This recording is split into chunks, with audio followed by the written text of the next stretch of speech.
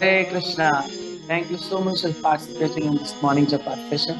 Now it's time for today's transcendental quote by our very dear, most Srila Prabhupada.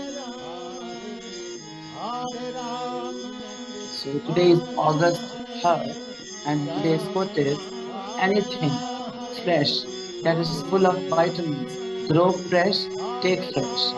Paris, August 3rd, 1976.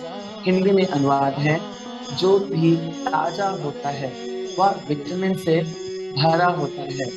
ताजा उगाओ, ताजा खाओ। Paris, 3 अगस्त 1976। Hare Krishna.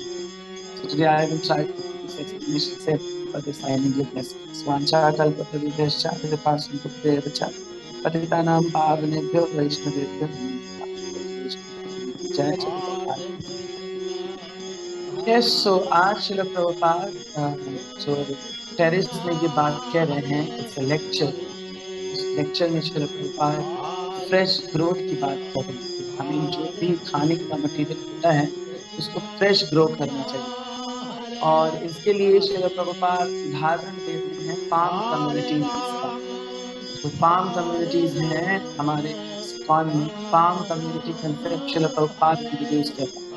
Farm community concept में होता क्या है, गृहस्थों को एक लैंड लेके कहीं रहना होता है, और गृहस्थ उसी लैंड पे खेती करते हैं, उसी लैंड पे गाय का पालन करते हैं, और उस गाय के पालन से हर चीज फ्रेश भगवान को ऑफर होती है, और उनका भी जीवन उसी में यापन होता है। तो ये श्रील प्रभुपाद का कंसेप्ट था। श्रील प्रभुपाद कहते थे कि जब भी हम फ्रेश खाते हैं तो वो विटामिनों से भरा होता है। तो ताजा खाना खाने की प्रेरणा दे रहे हैं श्रील प्रभुपाद, और बोल रहे हैं खाना खुद उगाओ, खाना खुद उगाओ और खुद खाओ।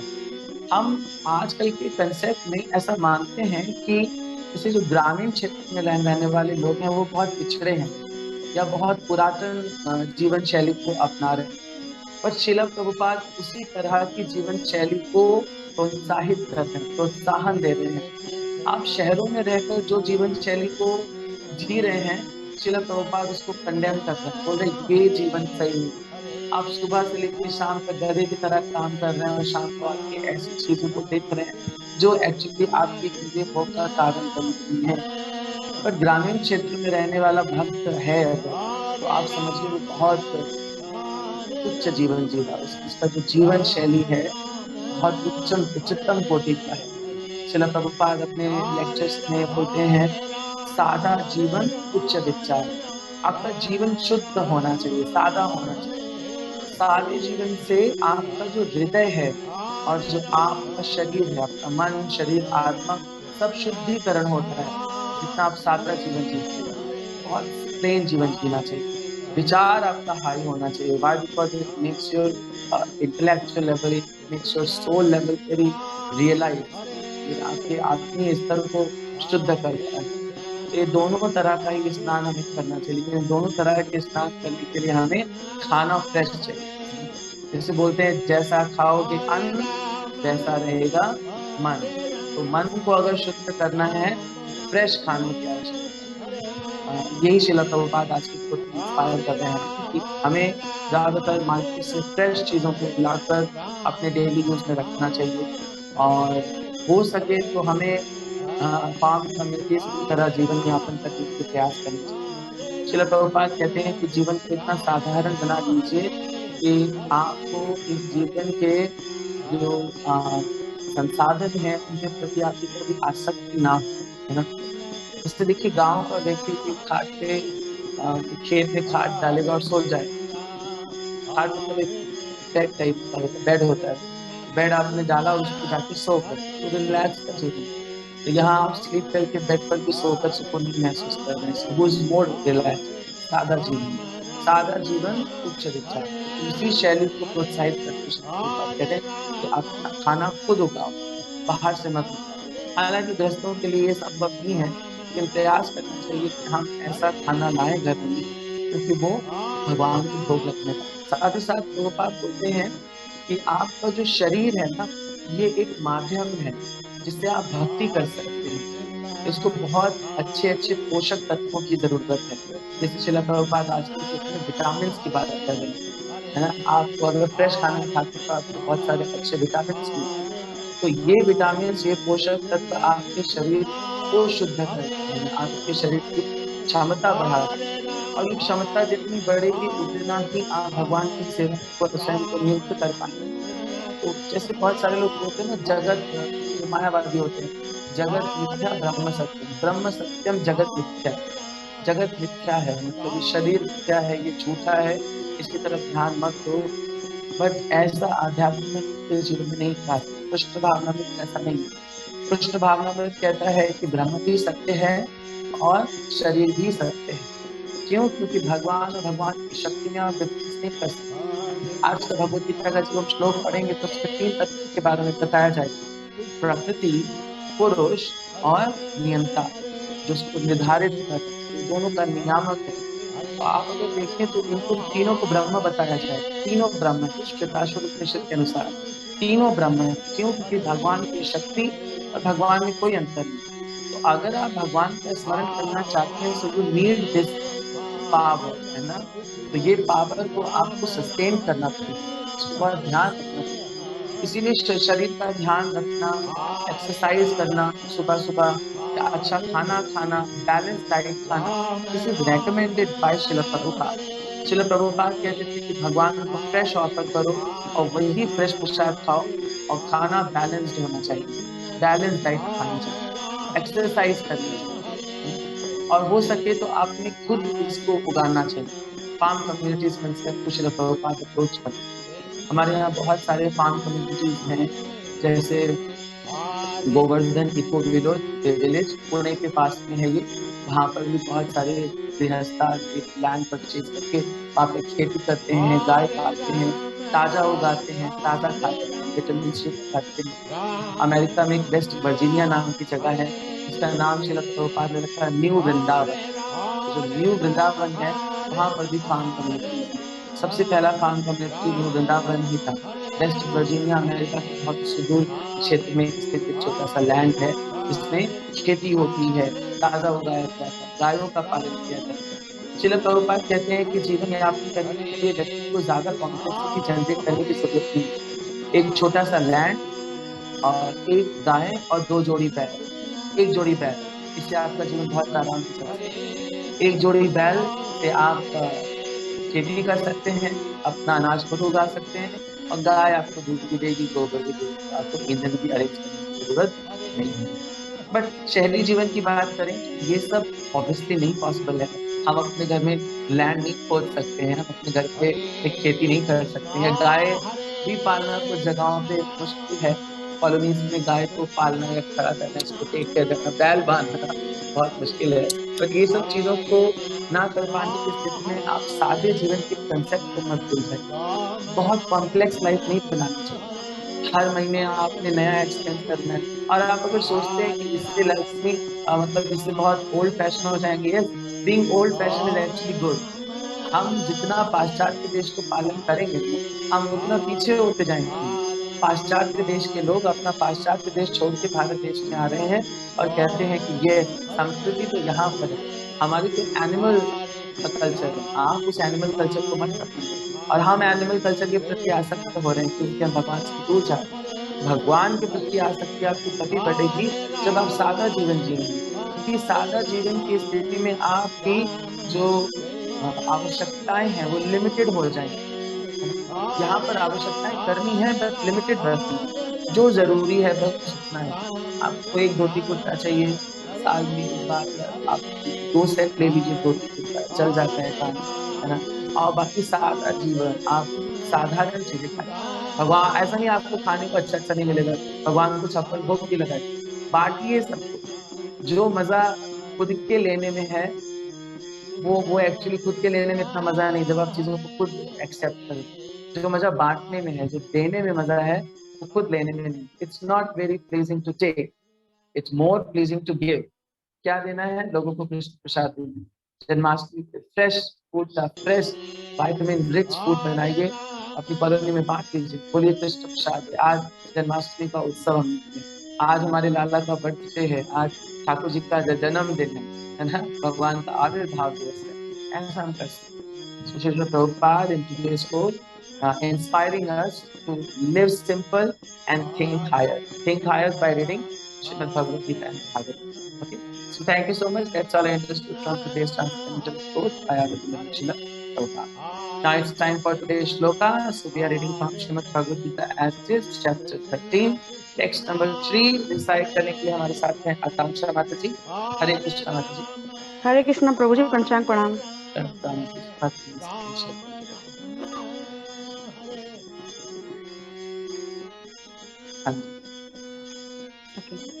हरे कृष्णा चैप्टर 3 श्लोक नंबर चैप्टर 13 श्लोक नंबर 3। चित्रज्ञं च अपि मम विधि सर्वचित्रस्यो भारत चित्र चित्रज्ञो ज्ञानं यत्तत् ज्ञानं मतं मम चित्रज्ञं च अपि मम विधि सर्वचित्रस्यो भारत चित्र चित्रज्ञो ज्ञानं यत्तत् ज्ञानं मतं मम चित्रज्ञं च अपि मम विधि सर्वचित्रस्यो भारत चित्र चित्रज्ञो ज्ञानं यत्तत् ज्ञानं मतं मम। अनुवाद। हे भारतवंशी, तुम्हें ज्ञात होना चाहिए कि मैं भी समस्त शरीरों में ज्ञाता भी हूँ और इस शरीर तथा इसके ज्ञाता को जान लेना ज्ञान कहलाता है, ऐसा मेरा मत है। श्रील प्रभुपाद की जय, भगवद गीता की जय। हरे कृष्ण प्रभु। Thank you so much ma'am. Shrimad Bhagavad Gita yes, आज के श्लोक में भगवान बड़ी इंपॉर्टेंट लाइन बोल रहे हैं। कल अर्जुन सवाल पूछ रहे थे, क्षेत्र कौन है, क्षेत्र ज्ञान क्या है, ये क्या है, जानने वाले विषय क्या है, प्लीज मुझे बताएं। इच्छामु, इच्छामि, मेरी इच्छा है जानने। तो अर्जुन की इस इच्छा को पूर्ति करते हुए भगवान बता रहे हैं। आज के श्लोक में बड़ी इंपॉर्टेंट लाइन अगर आप देखें क्या बोलते हैं, माम विद्धि सर्व क्षेत्रेषु, माम मैं सब जानता, सर्व क्षेत्रेषु क्षेत्रज्ञ चापि माम विद्धि सर्व क्षेत्रेषु। तो श्रीमद् भगवद गीता में श्रील प्रभुपाद तात्पर्य में लिखते हैं, 3 ऐसे सब्जेक्ट मैटर हैं जिनके बारे में अध्ययन होना चाहिए, और जो इन विषयों का अध्ययन करता है वो एक्चुअली में ज्ञाता है। तो ज्ञान क्या है? इन 3 विषयों के बारे में जानना। अगला प्रश्न उठता है, ये 3 विषय हैं क्या? ये 3 विषय हैं प्रकृति, या जिसको आप पदार्थ कह सकते हैं, जीव जिसको आप आत्मा कह सकते हैं, जो हम हैं। तीसरा विषय बड़ा महत्वपूर्ण है, दैट इज भगवान, है ना। तो ये तीनों ही भगवान की शक्तियां हैं, और तीसरे तो भगवान स्वयं है।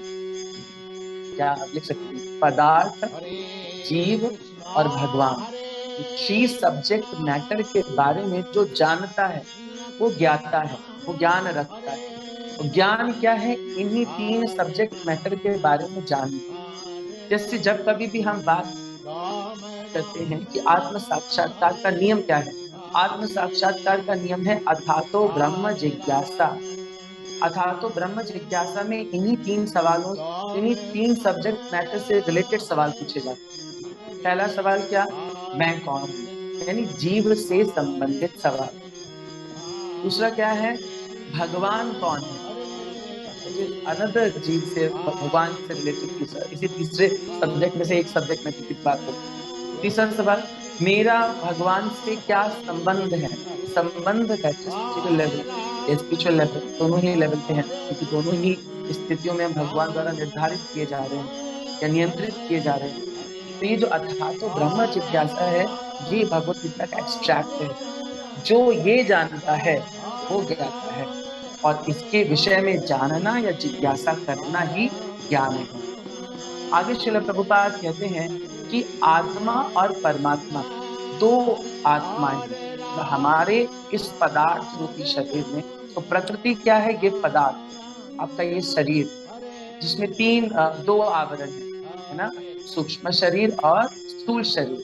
सूक्ष्म शरीर जो आत्मा का प्रथम आवरण है, जो मन, बुद्धि और अहंकार का बना हुआ है। दूसरा, ये पदार्थ, कौन सा पदार्थ? आपका चमड़ी, इसको स्थूल शरीर बोलते हैं। स्थूल मतलब जिसको आप टच कर सकते है ना, सूक्ष्म शरीर को आप टच नहीं कर सकते हो, बट वो है। मन भी आपके पास है, बुद्धि भी आपके पास है, अहंकार भी आपके पास है, बट आप दिखा नहीं सकते। जैसे मैं बोलूं मेरे में अहंकार है, मेरे पास बुद्धि है, आप मेरी बुद्धि को देख सकते हैं क्या? टच कर सकते हैं क्या? सूंघ सकते हैं क्या? नहीं।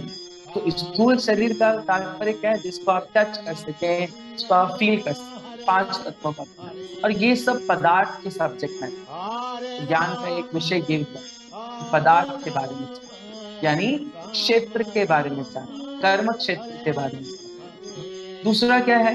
दूसरा मैटर है जीव, जीव और परमात्मा, यानी आत्मा और परमात्मा।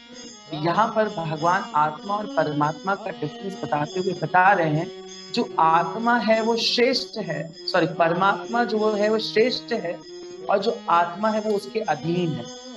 This is the subject matter. और वो किसके थ्रू कार्य कर रही है? इस मैटर के कार्य क्षेत्र के थ्रू कार्य कर रही है। श्रील प्रभुपाद इसमें उदाहरण देते हुए कहते हैं कि जो भगवान है, भगवान कहते हैं मैं भी ज्ञाता हूँ, बट मैं भी जो ज्ञाता हूँ, लेकिन मैं शरीर का व्यष्टि ज्ञाता नहीं, मैं परम ज्ञाता हूँ। मैं शरीर में परमात्मा के रूप में विद्यमान रहता हूँ। ये भगवान द्वारा दिए गए स्टेटमेंट। आप श्रील प्रभुपाद के तात्पर्य का पहला परिच्छेद पढ़ेंगे तो आपको ये दिखेगा, पैराग्राफ नंबर 1 लास्ट लाइन, कि मैं भी ज्ञाता हूँ, लेकिन मैं शरीर का व्यष्टि ज्ञाता नहीं। व्यष्टि मतलब मैं लिमिटेड नहीं हूँ कि मैं सिर्फ इसी बॉडी के बारे में जानता हूँ। जैसे आप या मैं सिर्फ अपने शरीर के बारे में जानते हैं कि मेरे शरीर में ये, हम दूसरे के शरीर का नहीं जानते कि दूसरे के शरीर में ये चल रहा है, या इस दुनिया के समस्त जीवों के शरीर में क्या चल रहा है, ये हम नहीं जानते। और भगवान क्या कह रहे हैं? मैं परम ज्ञाता हूँ, मैं समस्त जीवों के देह में क्या चल रहा है मैं सब जानता हूँ। बोले ना, माँ विद्धि सर्व क्षेत्रेषु, सर्व क्षेत्रेषु, क्षेत्र मतलब ये शरीर, तो इस शरीर के बारे में भगवान सब जानते। तो ये डिफरेंस है। आत्मा स्तर पर होकर आप सिर्फ स्वयं के शरीर के बारे में जानते। हम जान रहे हैं कि मेरे हाथ में दर्द हो रहा है, मेरे सिर में दर्द हो रहा है, जब तक हम बताएंगे नहीं तब तक लोगों को पता भी नहीं लगेगा। यस, लाइक मेरे सिर में दर्द हो रहा है, कौन जान सकता है? कोई नहीं जान। मेरे पेट में दर्द हो रहा है, कोई नहीं जान सकता है, बट कृष्णा नोज एवरीथिंग। वो हमारा भी जानते हैं, PS यादव प्रभु जी का भी जानते हैं, अमिता गर्ग माता जी का भी जानते हैं, अशोक कृष्णार्थी माता जी का भी जानते हैं। सर्वभूतेश, सर्व क्षेत्र, सभी क्षेत्रों के बारे में भगवान नॉलेज रखते हैं। दैट्स व्हाई भगवान क्या है? सर्व ज्ञाता। वो व्यष्टि ज्ञाता। हम ज्ञाता हो सकते हैं बट परम ज्ञाता नहीं। ये डिफरेंस है। मैं आपसे बोला ना, ये श्लोक आपको बताएगा कि भगवान श्रेष्ठ हैं और प्रकृति और जीव उनके अधीन है। तीन तत्वों के विषय में जानकारी ही ज्ञान है। कौन कौन सा? भगवान, जीव और प्रकृति। भगवान यहाँ पर है, जीव और प्रकृति जो मिक्स रूप में है, साथ साथ काम करे, वो इसके अध्यक्षता में काम करे, यानी वो इनके नियामक। श्रील प्रभुपाद एक बहुत उत्तम उदाहरण देते हैं। श्रील प्रभुपाद की बड़ी खास बात है कि श्रील प्रभुपाद कॉम्प्लेक्स से कॉम्प्लेक्स सब्जेक्ट मैटर तो बहुत सिंपल सा उदाहरण देते हैं। श्रील प्रभुपाद कह रहे हैं, एक राज्य है, राज्य में बहुत सारे नागरिक रहते हैं, बट एक नागरिक को बस अपनी ही क्षेत्र का ज्ञान होता है ना। जैसे मैं हूँ, मैं लखनऊ में रह रहा हूँ, तो मुझे सिर्फ अपने जितने मेरे घर का स्क्वायर फीट है, मुझे बस इसी का भरण पोषण करना है, मुझे इसकी ही जानकारी है। लेकिन जो राजा होता है, जो प्रदेश का मुख्यमंत्री होता है, वो पूरे प्रदेश की चिंता करता है। क्यों? क्योंकि उसके प्रदेश के हर एक क्षेत्र में जानकारी है। वो जानता है कि यहाँ पर ये हुआ, लखनऊ में ये है, अयोध्या में, सारी जानकारी जानता है। दिस इज सर्व क्षेत्र, सर्व क्षेत्र है ना, उस सारे क्षेत्रों की जानकारी रखने वाला। तो वही वहां पे बता रहे हैं कि लेकिन जो राजा है ना केवल अपने महल की जानकारी रखता है, अपितु प्रत्येक नागरिक की भू संपत्ति का ज्ञान रखता है। इसमें भगवान का श्रील प्रभुपाद आगे लिखते हैं कि जो शरीर है वो इंद्रियों से युक्त है, हमारा शरीर जो इंद्रियों से युक्त है, और हम इंद्रियों के अधीन हैं। लेकिन भगवान यानी जो जीव है वो इस प्रकृति में रहते हुए इस इंद्रियों के अधीन है, लेकिन जो भगवान है, जो श्रेष्ठ है, यहाँ पर फिर भगवान की श्रेष्ठता बताई जा रही है। भगवान का नाम है ऋषिकेश। ऋषिकेश मतलब इंद्रियों के स्वामी। भगवान इंद्रियों को कंट्रोल कर सकते हैं, ये डिफरेंस है। आगे बोलते हैं, एक श्लोक बोलते हैं, ये श्लोक शास्त्रों में वर्णित है। बोलते हैं, क्षेत्राणि हि शरीराणि बीजं चापि शुभाशुभे तानि वेत्ता स योगात्मा तथा क्षेत्रज्ञ उच्यते। या शरीर, इसको आप अंडरलाइन कर सकते हैं, this is very important. Why? Because this subject matter is actually ज्ञान। अगर आप ज्ञानी बनना चाहते हैं तो ये आपको जानना पड़ेगा। तो क्या बोल रहे हैं, यह शरीर क्षेत्र कहलाता है। इस शरीर के भीतर इसके स्वामी यानी हम आत्मा रहते हैं, और साथ में कौन रहता है, परमेश्वर या परमात्मा, परमेश्वर का वास है, जो शरीर तथा शरीर के स्वामी दोनों को जानने वाला है। भगवान इस प्रकृति को भी जानते हैं, मन बुद्धि अहंकार को भी जानते हैं, और सच्चिदानंद रूपी हम स्वयं आत्मा दोनों को जानते हैं। उन्हें समस्त क्षेत्रों का ज्ञाता कहा जाता है। तो कौन कौन है वो क्षेत्र, कर्म क्षेत्र और कर्म क्षेत्र, कर्म का ज्ञाता। कर्म क्षेत्र यानी हमारा शरीर, और कर्म का ज्ञाता यानी हम खुद। इन दोनों के विषय में जो जानकारी रख रहा है वो भगवान और वो परमात्मा है। हमारे हृदय देश में सेंटर में हम बैठे हैं और हमारे साथ परमात्मा।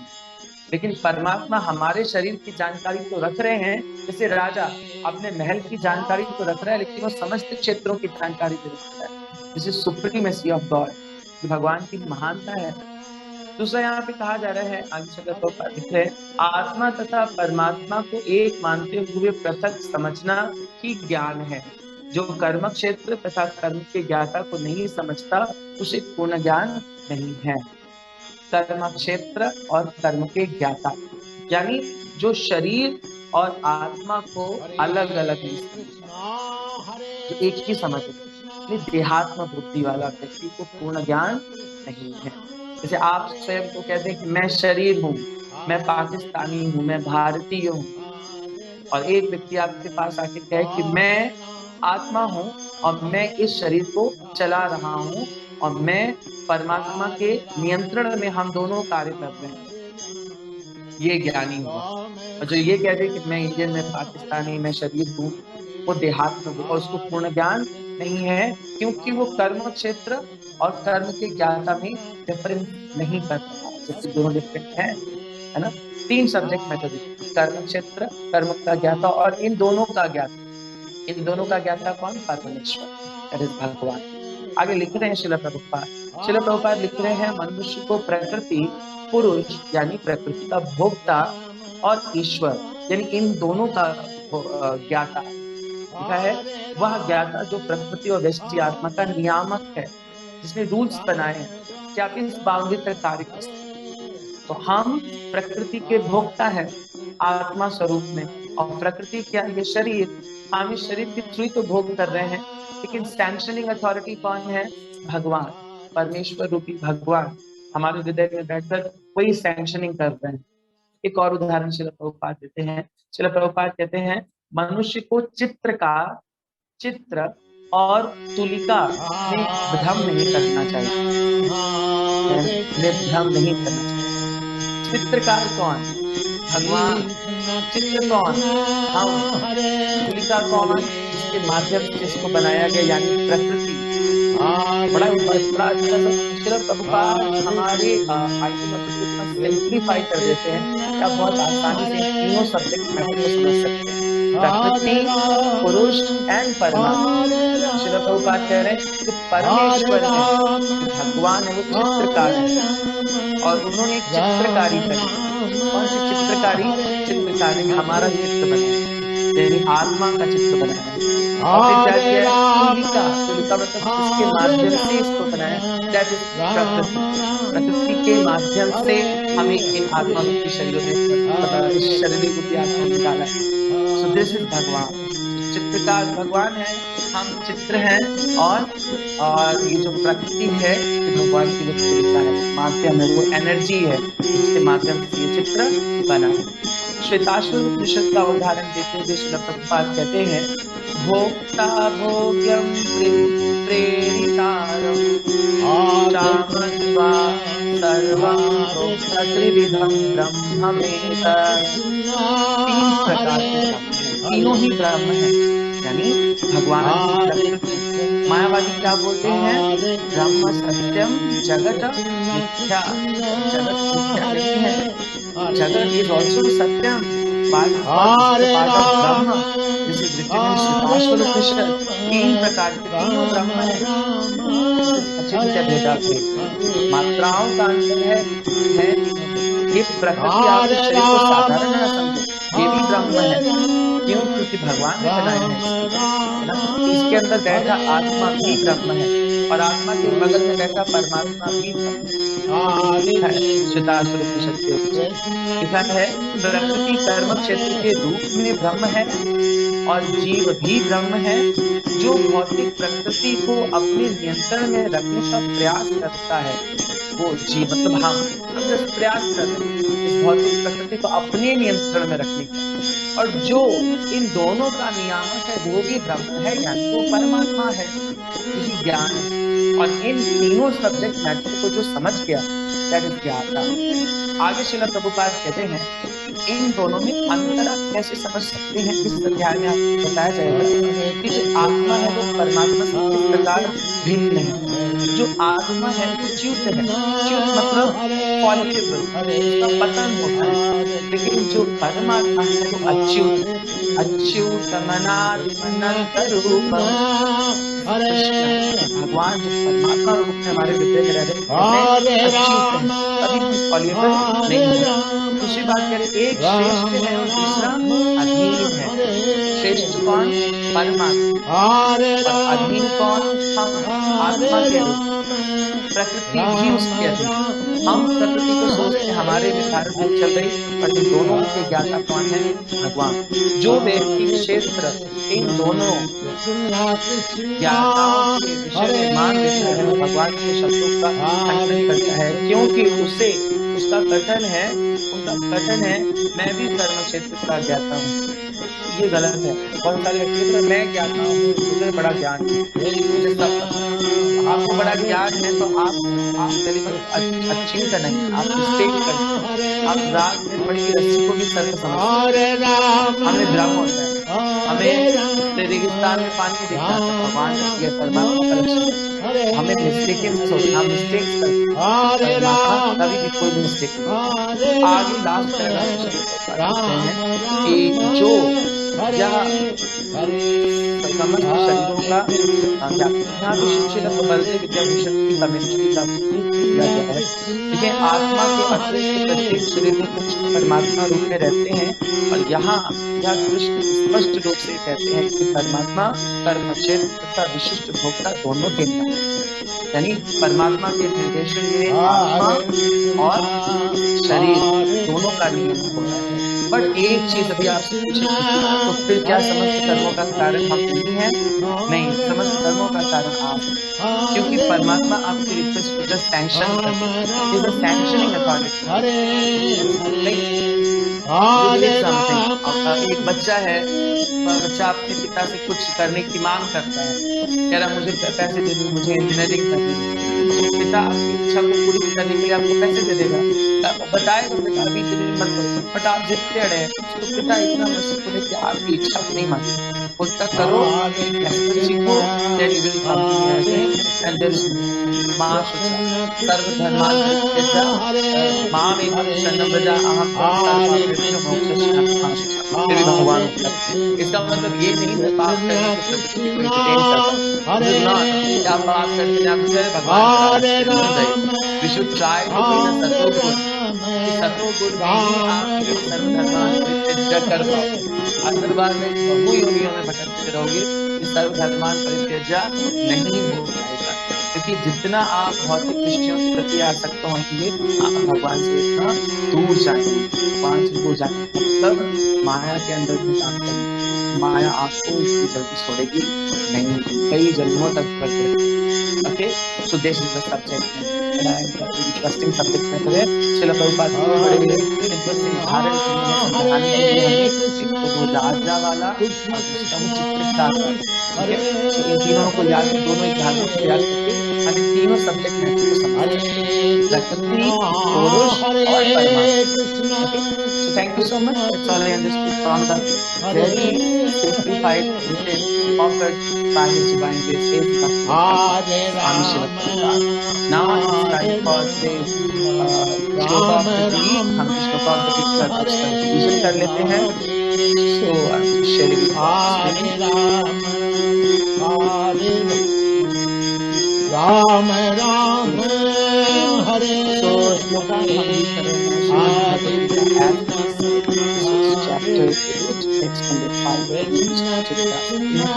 अंतकाले च मामेव स्मरन् मुक्त्वा कलेवरम् जत्रयाति समद्भावम् याति नास्त्यत्र संशयः। अंतकाले च मामेव स्मरन् मुक्त्वा कलेवरम् Hare Ram Hare Ram Ram Ram Hare Hare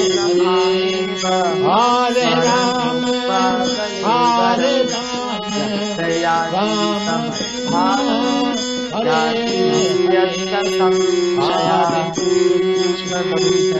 जय श्री प्रभुपाद की जय।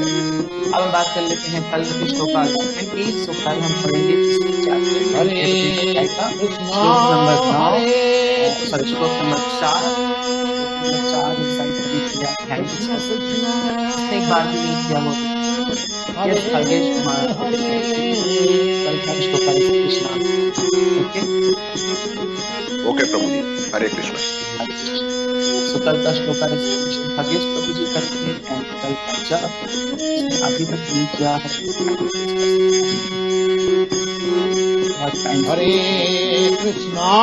हरे Krishna Krishna Krishna Hare Hare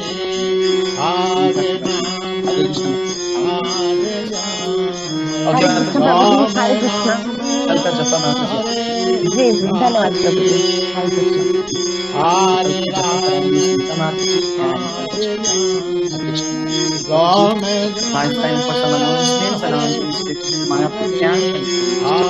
So Mayapur Camp के registration के लिए मैं announce कर रहा हूँ। Last dates रह गए हैं, dates सब जल्दी से fill करें। Form very इस चल सुपर एक तो मैं यूज नहीं करता। वेरी फॉर्म अगर आप नहीं भरेंगे तो आप समझिए आप हरे राम तो आप नहीं एनरोल होंगे हमारे है ना। कैंप में एनरोल करने के लिए फॉर्म भरिए, व्हाट्सएप ग्रुप में ज्वाइन करिए और ट्रिप थोड़ा जल्दी प्लान करिए। अगर फिल हो जाती हैं कोई कन्वेंस नहीं मिलेगा अगर आप भी आपको फिल कर पाएंगे। रेलवे डिपार्टमेंट माता की है, रेलवे फिक्स है और रेल भी फिक्स है, उसके सीट्स भी अवेलेबल हैं, आप करा सकते हैं। अदरवाइज दूसरा है जन्माष्टमी सर्विसेज। जन्माष्टमी आ रही है तो आप सेवाओं में पार्टिसिपेट कर सकते हैं। इस पाने के बहुत सारे सेंटर्स पे हम जन्माष्टमी सेलिब्रेट करने वाले हैं। So it's a huge celebration, please be a part of this celebration. So thank you so much. Hare Krishna. Srila Prabhupada की जय। अनंत कोटि वैष्णव भक्ति की जय।